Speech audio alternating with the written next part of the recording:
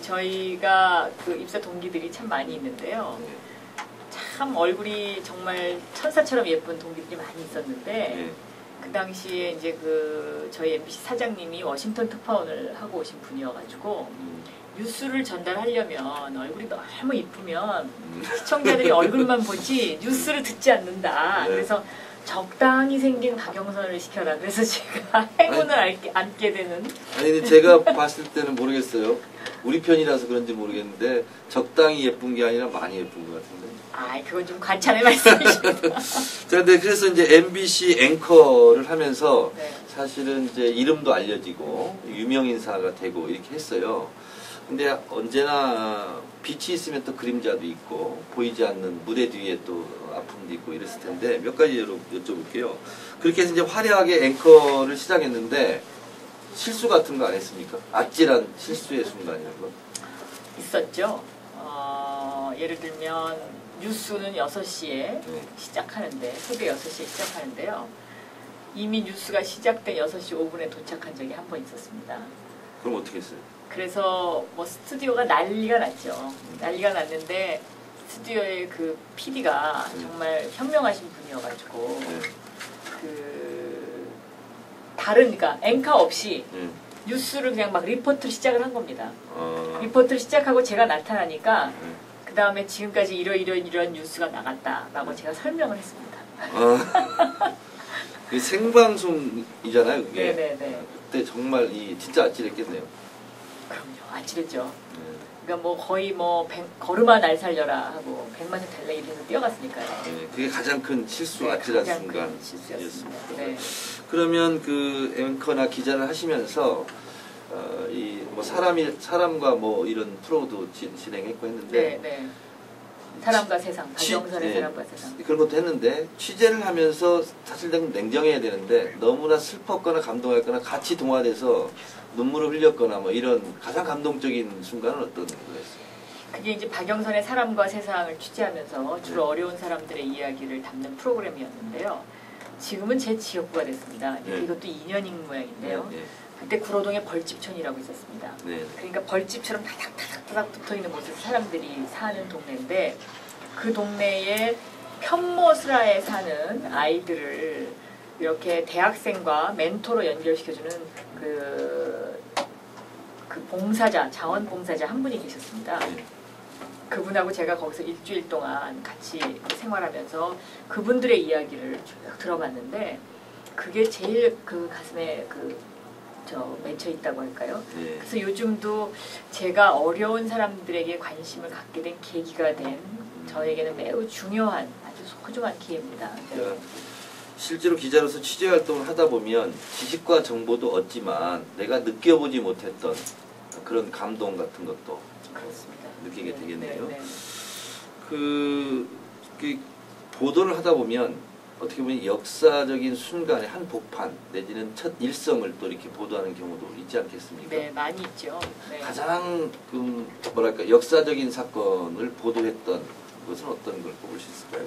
제가 89년도에 서울 모스크바 위성생방송을 처음으로 했고요. 그러니까 대한민국이 그 공산주의 사회와 교류하는 첫 신호탄을 냈던 방송이죠.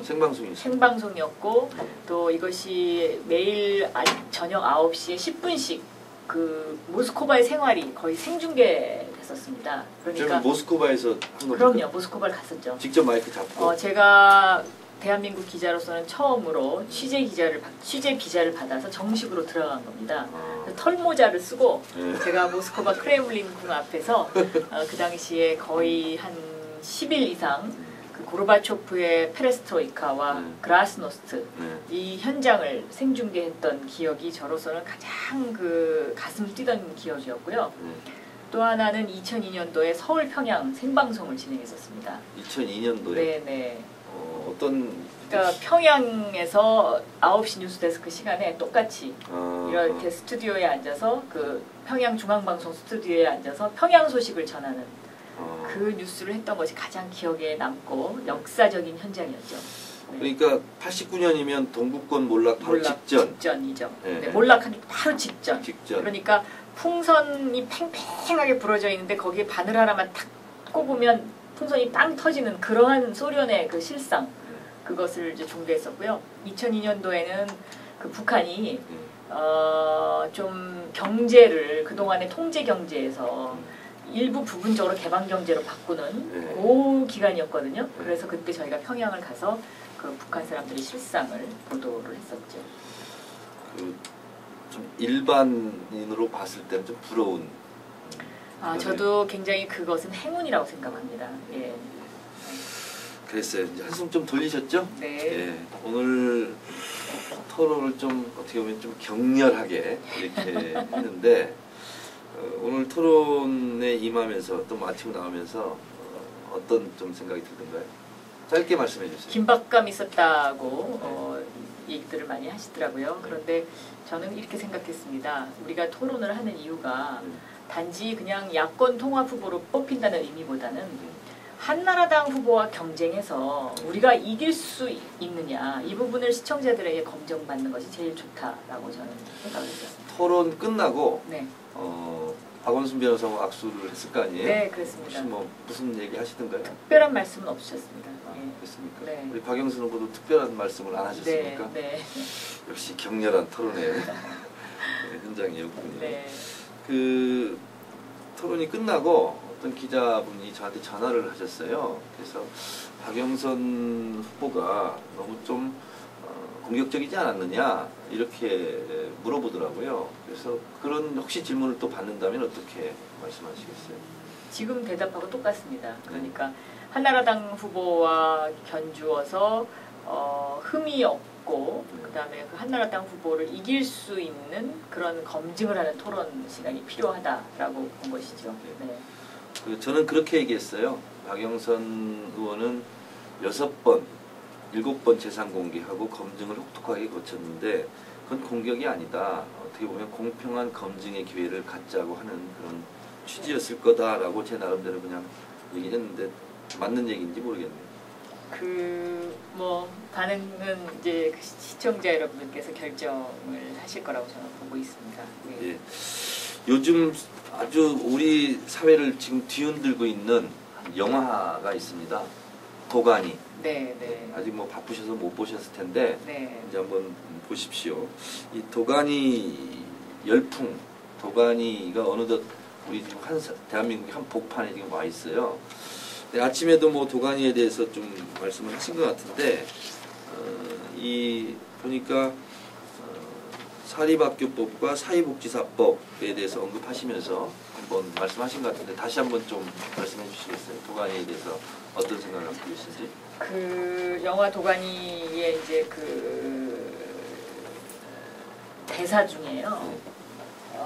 우리는 그 세상이 우리를 바꾸려 하지 못하게 하기 위해서 싸우는 것이다 라는 대목이 있습니다. 그런데 그 대목이 저는 참 마음에 와 닿습니다. 그동안 민주당이 지난 MB 정권 이후에 MB 정권이 우리 사회를 다시 민주주의를 뒤로 돌리려 하고 또 우리가 갖고 있는 어떤 그 언론 자유를 또 속박하지 않았습니까? 결국 그 MB 정권이 우리를 바꾸지 못하도록 저희 민주당이 저항해 왔다라는 측면에서 저는 굉장한 공감을 얻고 있습니다. 네. 잠깐 끊고요. 우리 트위터리안이 질문한 거를 한두 개 좀 말씀을 좀 드리겠습니다. MAXIMUS 00님께서 보내주신 건데요. 좀 재밌는 질문이에요. 서울시장에 당선되신다면 이명박 대통령과 자주 만날 텐데 많이 힘드시더라도 좀 더 강해지셨으면 좋겠습니다. 눈물을 자주 보이시는 모습에 유유 이렇게 돼 있어요. 네.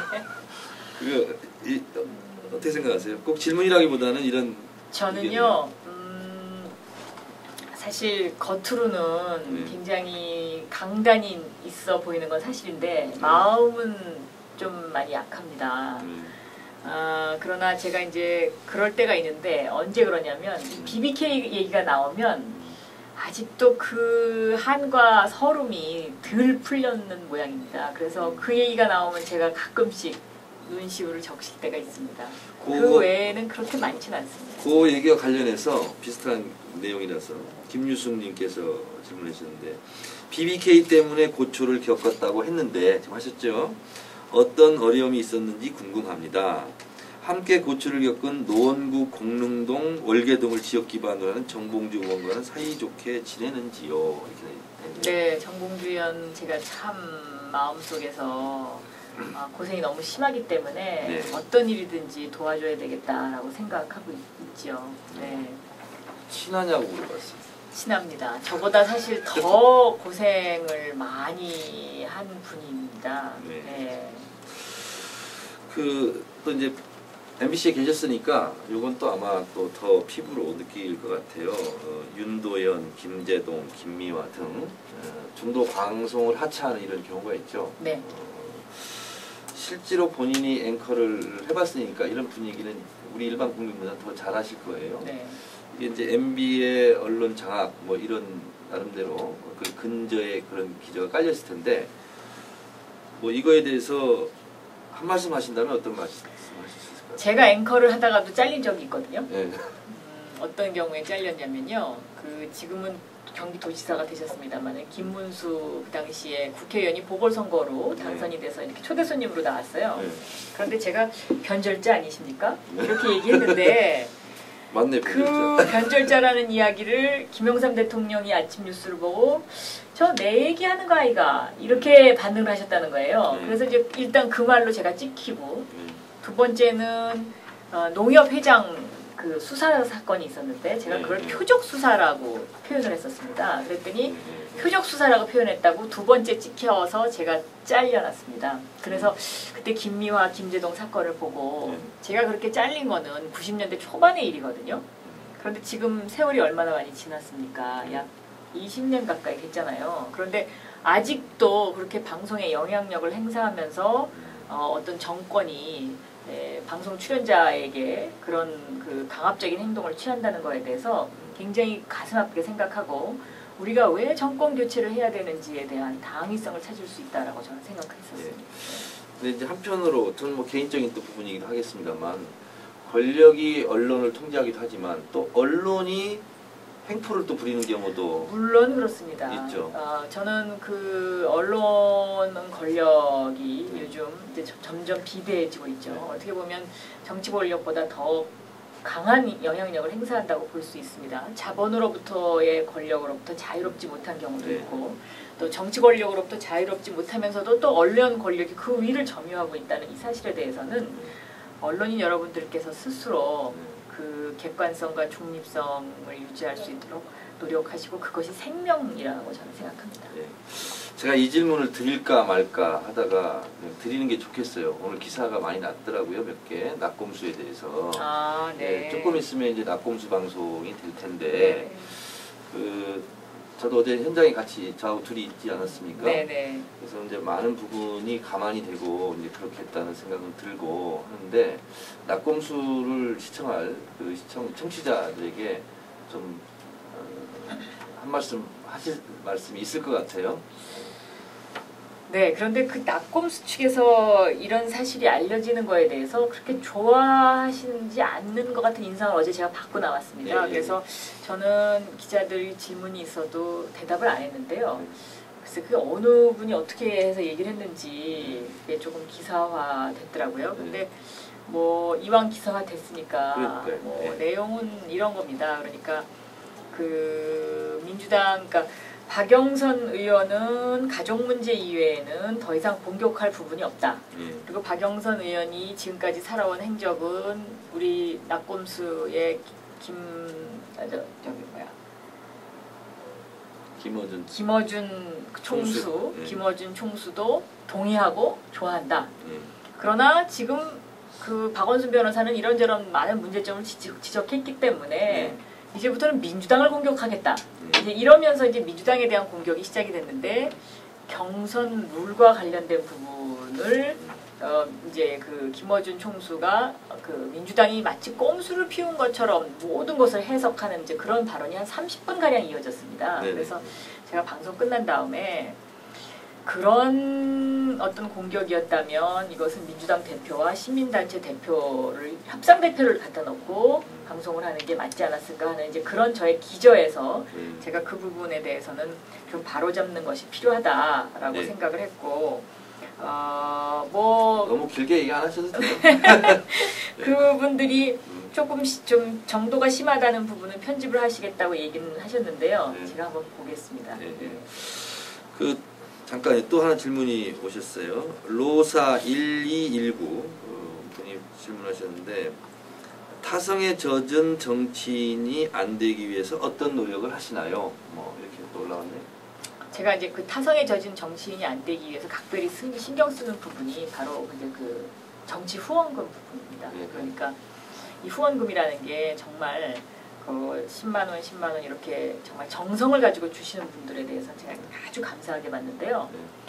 후원금을 내고 어떤 영향력을 행사하려고 그러던가 아니면 대가를 바라는 분들도 저는 있다고 보여집니다. 이제 그런 분들이 대부분 기업 쪽에서 후원을 하시는 분들입니다. 네. 그래서 그런 분들을 가려내기가 쉽진 않지만 네. 가능하면 그런 느낌이 있으면 그 후원금은 지금까지 쭉 돌려드려 왔었고요. 그리고 저는 정치인이긴 합니다만은 지금까지 정치인으로서 무엇을 해보겠다고 한 번도 그 정치 행보를 한 적은 없습니다. 네. 이번이 처음입니다. 네. 서울시장 선거에 나선 것이요. 네. 사실 저는 그 한명수 총리가 나가신 것이 더 당위성이 있다고 생각했지만 당에서 동료들이 나가줘야 되겠다라고 생각해서 울면 동명성 울면. 네. 네. 그래서 이제 출마를 하게 됐는데 지금 이렇게 그 서울시장 후보로서 행보를 해보니까요. 또 나름대로 더 크게 배우는 것이 많이 있습니다. 예. 그 이제 시간이 얼마 남지는 않았지만 네, 몇 가지 그냥 2분 남았다고요. 네, 즉석 질문 한 가지 좀 네. 드려보겠습니다. 그 LA 특파원 시절에 지금의 그 남편을 만나서 네, 네. 사랑을 하고 결혼을 했는데 네. 그 이원조 변호사죠. 저도 이제 개인적으로 뵌 적이 있지만 프로포즈를 어떻게 하던가요? 뭐라고 하던가요? 프로포즈를. 어느 날 스키장에 놀러 가자 그래서요. 네. 그 LA에서 잠깐 걸렸습니다. 잠시만 좀 기다려주십시오. 예. 편지 노래 할 수 있죠. 두 곡을 하세요. 두 곡. 우리 요거 하나 하고 시사님을 가지고 그다음에 질문 하나 가야 되나? 하고 노래를 그러면. 저 앉아서 하나 인터뷰합니다. 얼른 해주세요. 예, 알겠습니다. 됐습니까? 잠시만요. 저희 또 은행에 지금 바로 시작하겠습니다. 은행에 다시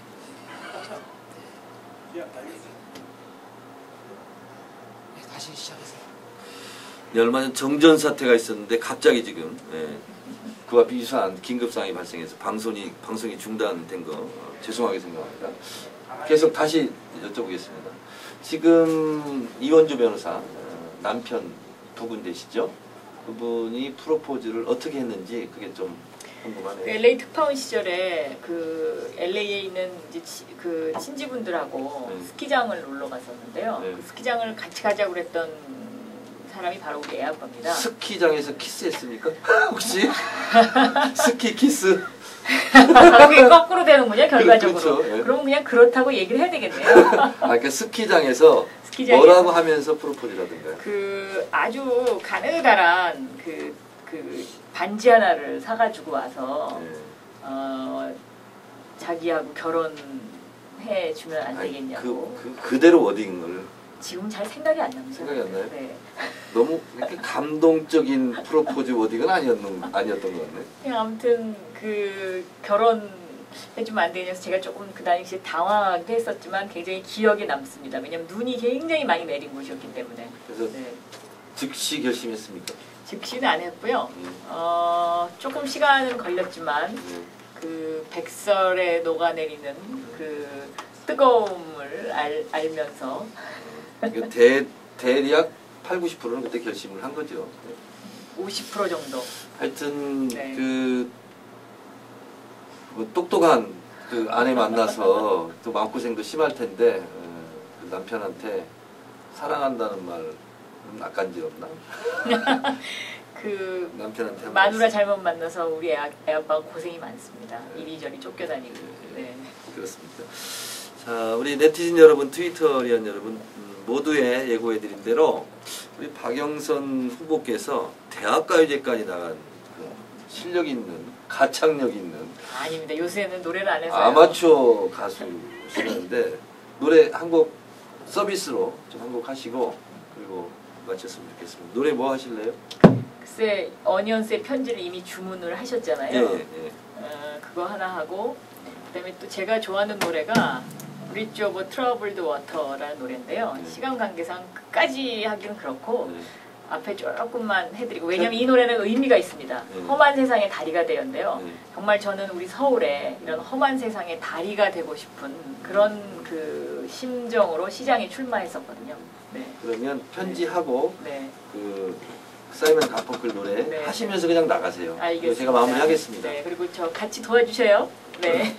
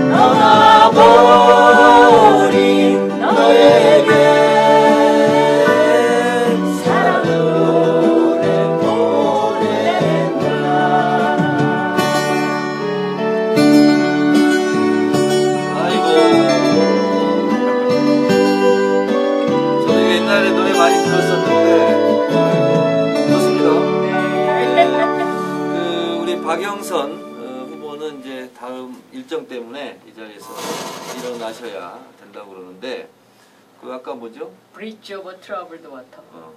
브릿지 오브 트러블드 워터입니까? 워터입니까? 하여튼 그 노래 한 소절만 하죠. 한 소절만 한다고 말씀을 드렸으니까. 네, 하고 일어나셔도 되겠습니다. 네. 네.